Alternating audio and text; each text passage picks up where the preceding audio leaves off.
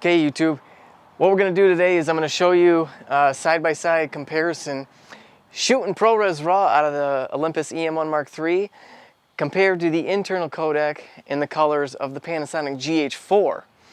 Now you may be wondering why we're comparing these two cameras.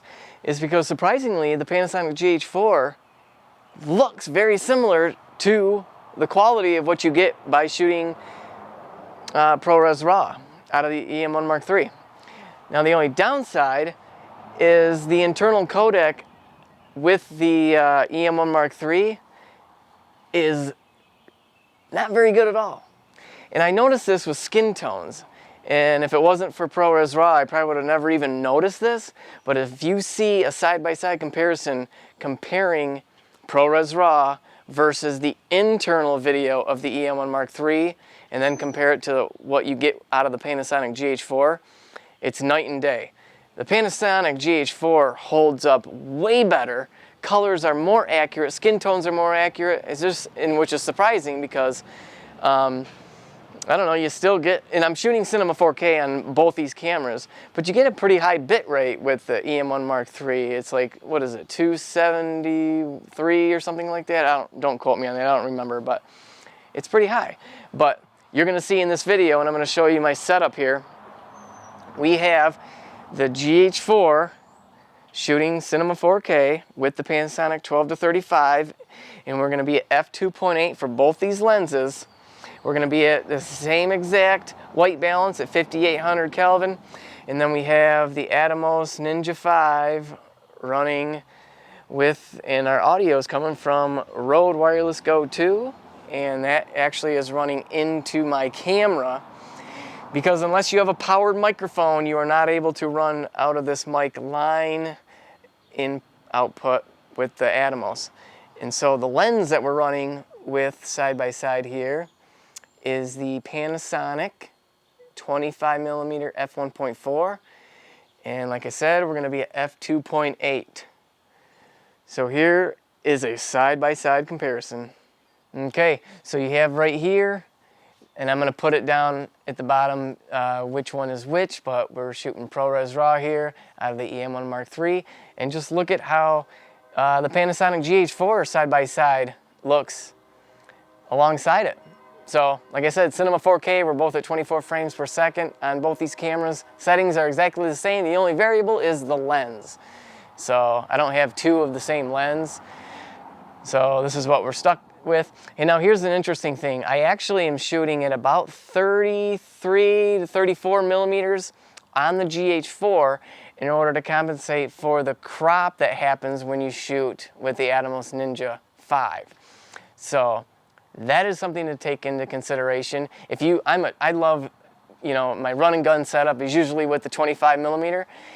And in order to get the same field of view after that crop, after shooting with the Atomos, you actually have to go down to like a 17.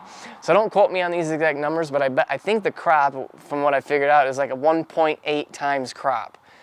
So it does crop it significantly. Yes, it's still 4K, but yeah, that crop is something that I wasn't expecting it to be that significant. So I think I'm going to be switching out here soon. Instead of using my 25 when I shoot ProRes RAW, I'm going to go to the, and it was a toss-up between the Sigma 16 f1.4, the Panasonic 15 1.7, I believe it is, and the Olympus 17 1.8. And I decided to go with the Olympus because I love that what Olympus has done with those manual clutch, the focus clutch there that drops you back into manual to give you that true manual focus feel.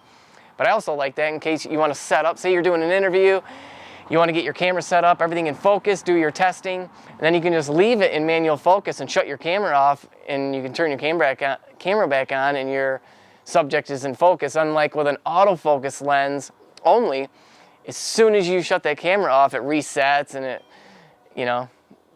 so yeah. So basically I'm just rambling on and on just to let you guys be able to see the difference in the quality, how these two compare. Now the interesting thing is I'm going to show you what the internal codec looks like shooting the Em1 Mark III, and we'll leave the GH4 running, but just so you can see the quality difference when you're shooting ProRes RAW now out of the Em1 Mark III. So here it is. So this is what this looks like. You can tell the difference in the colors already and the quality of the skin tones. I just think the Panasonic looks so much better. So if you're doing interview style, you know, I would say go with Panasonic. The disadvantages to Panasonic, everybody knows this already, is there's no stabilization with the GH4 and the autofocus is pretty much useless. Depends though, because I've had good results with the Panasonic. It'll tend to hunt randomly. That's the only downside, is whereas with the Olympus it just locks on and it's good to go. I'm using autofocus on it right now, so hopefully it's actually performing well because I'm saying it's amazing. But yeah, take a look at this. Look at the difference. If you go back and watch, the quality that you get with upgrading to ProRes RAW if you're an Em1 Mark III shooter is just, it's well worth it. And if you haven't seen my other video explaining why you should not buy used Atomos, go watch that video. It's like 2 or 3 videos ago from this one. But yeah, I had some issues when I purchased mine used off eBay, but luckily I got it working. But if you purchase it new, you won't have those issues. So yeah, go check out that video. So don't forget to hit that subscribe button. We're going to be launching a bunch of videos comparing different codecs, and you know, I'm a wedding filmmaker, so we're going to be putting out some wedding films coming up this season. I'm a real estate photographer, so if you're into that, you're going to want to check out some of my real estate videos. And I'm going to be doing tutorials on how to shoot real estate quickly and efficiently and getting amazing results. So we'll see you in the next video, guys. Bye-bye.